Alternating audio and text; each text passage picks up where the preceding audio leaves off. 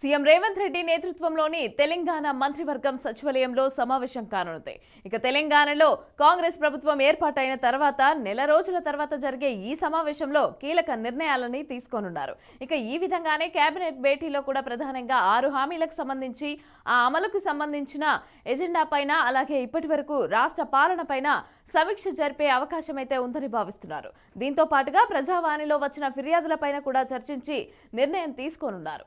ఇప్పటికే 2 గ్యారెంటీలను అమలు చేసిన ప్రభుత్వం మిగిలిన 4 గ్యారెంటీలపైన అమలుపైన కూడా చర్చించనున్నారు.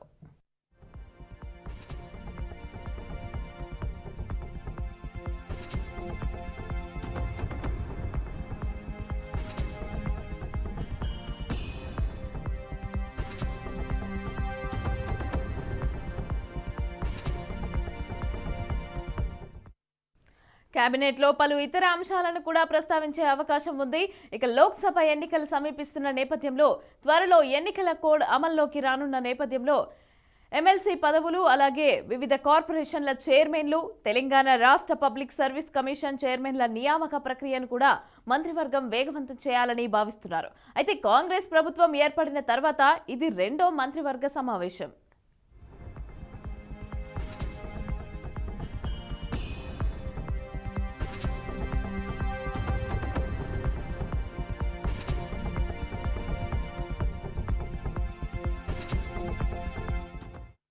మరోవైపు నెల రోజుల పాలన పైన సీఎం రేవంత్ ట్వీట్ చేశారు. తెలంగాణలో ప్రజాప్రభుత్వం కొలువుదీరింది.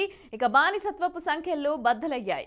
ఇక తెలంగాణ స్వేచ్ఛగా ఊపిరి పీల్చుకుంటుంది. సామాజిక న్యాయం, సమాన అభివృద్ధితో తెలంగాణ ఉజ్వలంగా వెలుగుతుంది. పేదల ముఖాలలో వెలుగులు వెల్లువిరుస్తాయి. ఇక హక్కులు రెక్కలు విచ్చుకుంటాయి. నా తెలంగాణ ఆకాంక్షలు నెరవేరుతాయి. ఇది మీ అన్న ఇస్తున్న మాట అని ఎక్స్లో పోస్టు చేశారు.